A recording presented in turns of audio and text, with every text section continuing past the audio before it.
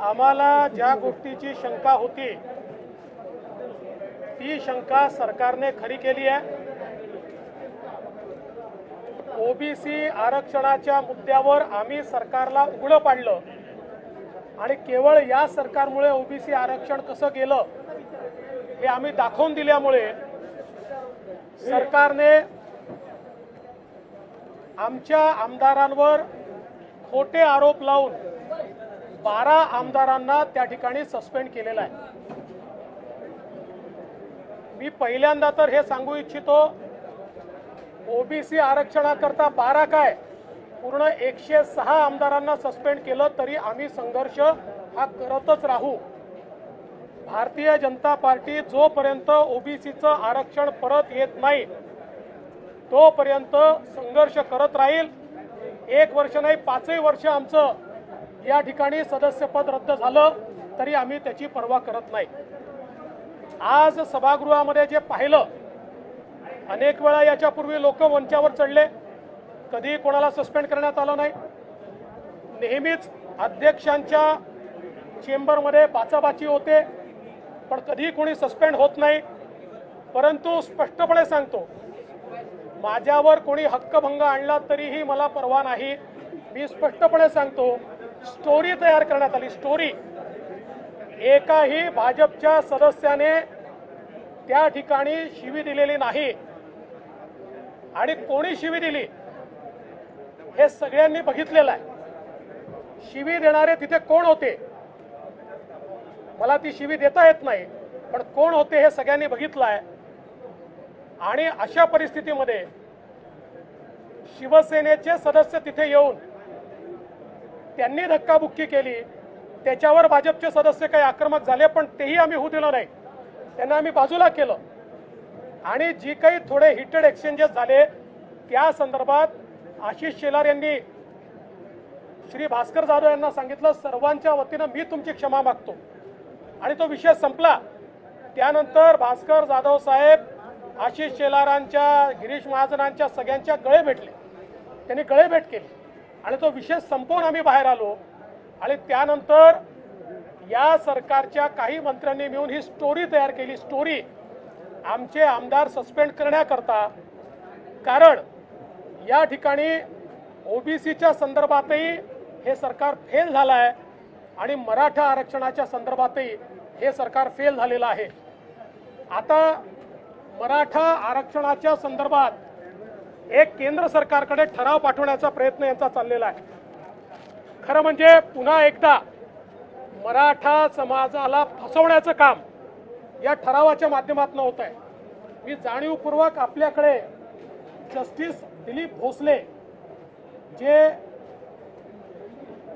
अलाहाबाद हायकोर्टाचे म्हणजे Uttar Pradesh हायकोर्टाचे chief justice होते, त्यांची कमिटी ठाकरे सरकारने तयार केली होती आणि याच्यामध्ये डरास खंबाटा यांच्यासारखे माजी महाधिवक्ता आणि रफिक दादा यांच्यासारखे ज्येष्ठ विधिज्ञ होते आणि यांनी अतिशय स्पष्टपणे या ठिकाणी काय सांगितलेलं आहे ते आपण बघितलं पाहिजे।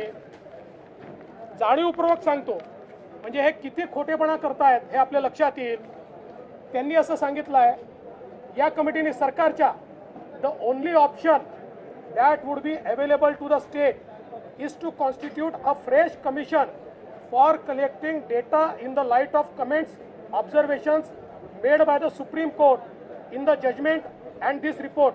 On receipt of the report of fresh commission, the state will have to approach President of India or commission constituted under Article 338B seeking reservation for socially and educationally backward class of Maratha community. म्हणजे काय, justice भोसलेंनी काय सांगितलं, कमिटीने काय सांगितलं, यांनी सांगितलं की पहिल्यांदा राज्य सरकारला मागासवर्ग आयोग तयार करावा लागेल। सर्वोच्च न्यायालयाच्या निर्णयात जे ज्या गोष्टी दिल्या आहेत त्याच्यावरचा डेटा कलेक्ट करून ते कसं चुकीचं आहे याचा रिपोर्ट तयार करावा लागेल आणि मग तो रिपोर्ट हा राष्ट्रपतींकडे पाठवावा लागेल। आता यांचा ठराव म्हणजे कसा आहे, लग्न झालेलं नाही पण पोराचं नाव ठरवून पाठवलं आहे, लग्नच केलेलं नाही आहे पण पोराचं नाव ठरवून पाठवण्याचा हा प्रकार आहे। त्यामुळे अशा प्रकारचा छल हा मराठा समाजासोबत या ठरावाच्या माध्यमातून होतोय। मी पुन्हा एकदा सांगतो, जे जस्टिस भोसलेंनी सांगितलं, डराज खंबाटा साहेबांनी सांगितलं, रफिक दादा साहेबांनी सांगितलं, ती कारवाई केल्याशिवाय कितीही ठराव केंद्र सरकारकडे पाठवले तरीही आरक्षण हे कधीच मिळू शकत नाही। एवढंच नाही तर याच्यामध्ये 125व्या पानावर काय म्हटलंय, त्यांनी सांगितलं की या कमिशनला काय काय टर्म्स ऑफ रेफरन्स असले पाहिजेत आणि मग म्हटलं therefore the way forward to the state to contemplate a mechanism for reservation of Maratha class community is only through the mechanism suggested about.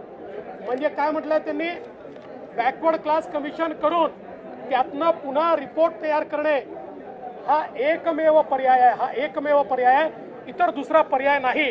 हे ठाकरे सरकारने तयार केलेलं कमिशन या ठिकाणी सांगताय आणि हे मात्र मराठा समाजाची दिशाभूल करण्याकरता या ठिकाणी प्रस्ताव आणतायत।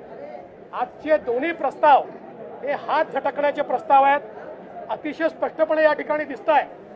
फेब्रुवारीमध्ये स्थानिक स्वराज्य संस्थांच्या निवडणुका होणार आहेत। कुठल्याही परिस्थितीत या सरकारला स्थानिक स्वराज्य संस्थांच्या निवडणुकांपर्यंत ओबीसींचं राजकीय आरक्षण परत आणायचंच नाही आहे आणि म्हणून ते वेळ काढू धोरण काढतायत आणि इम्पेरिकल डाटा जमा करत नाही आहेत। त्यामुळे आजचे दोन्ही ठराव जे या सरकारने घेतलेले आहेत हे ओबीसी समाज आणि मराठा समाजाची दिशाभूल करून, वेळ काढू धोरण करून केवळ टोलवा टोलवी करणं अशा प्रकारचा हा उपद्व्याप हा या ठिकाणी झालेला दिसतोय। गंभीर आरोप लगाए गए।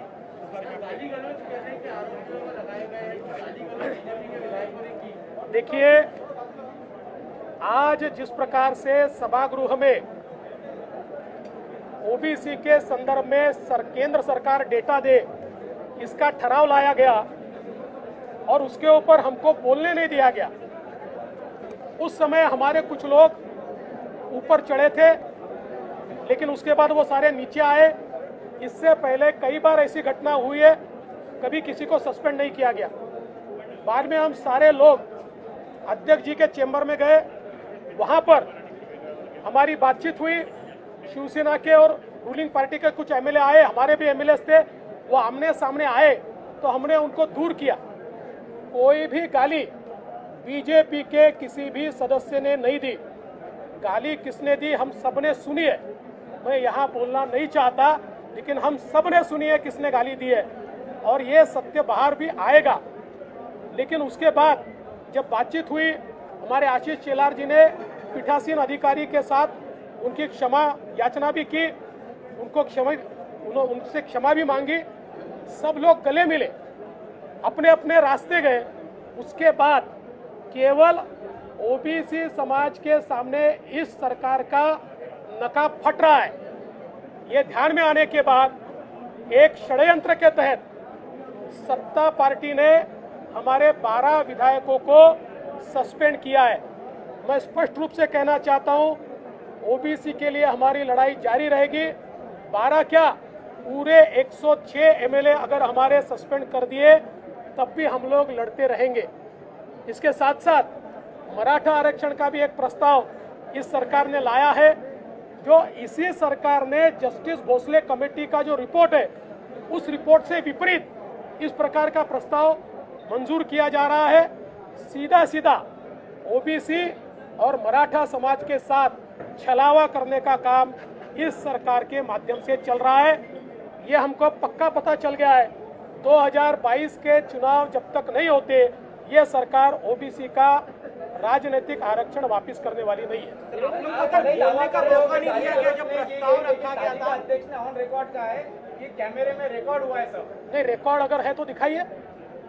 देखिए, मेरे ऊपर शायद कल कोई प्रस्ताव भी ला सकता है, लेकिन मैं स्पष्ट रूप से कहता हूं, तालिका अध्यक्ष ने एक तरफा बात कही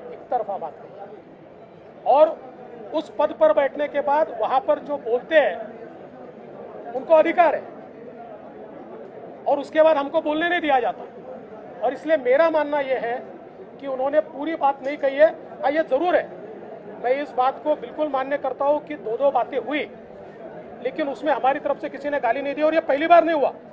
मैं 22 साल से विधानसभा में हूँ, हर अधिवेशन में ये होता है। हम लोग जो विपक्ष में थे या वो भी विपक्ष में थे तो विपक्ष अध्यक्ष जी के यहाँ जाता है, 5 मिनट जोर जोर से बातचीत होती है, उसके बाद सब शांत होते हैं और हम गले मिलकर बाहर निकले। तो मुझे लगता है की बिल्कुल गलत बात है। देवेंद्रजी, शिवसेनेचे आमदार आतमध्ये होते, त्यांनी देखील धक्काबुक्की केल्याचा आरोप आपण विधिमंडळात केला, तर त्यांच्यावरही कारवाई झाली पाहिजे, भास्कर जाधव यांच्यावरही कारवाई झाली पाहिजे असं तुम्हाला वाटतं का? असं आहे, सन्माननीय भास्कर जाधव साहेब त्या ठिकाणी काय बोलले हे मी आता सांगणार नाही, ते मला देखील शोभत नाही।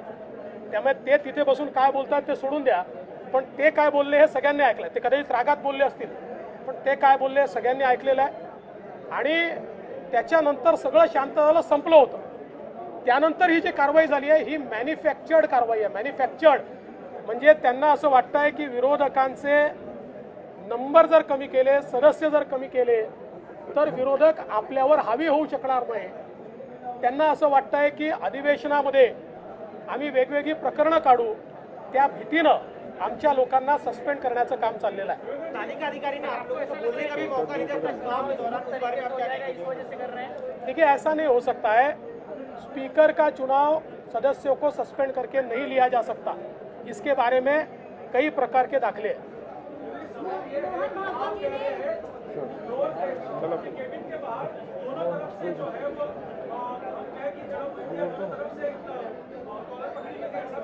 मैंने बिल्कुल नहीं कहा कॉलर पकड़ी गई थी, ऐसा मैंने कभी नहीं कहा।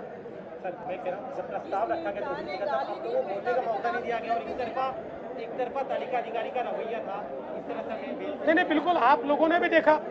देखिए, एकेडमिक चर्चा में मैंने कोई बात कही, भुजबल साहब ने कोई बात कही, उन्होंने कैसे गलत बात कही ये मैं बताना चाहता था। एकेडमिक चर्चा थी, मैं तो सुप्रीम कोर्ट का निर्णय पढ़ के दिखा रहा था, मैं कोई अपनी कपोल कल्पित बातें नहीं कह रहा था।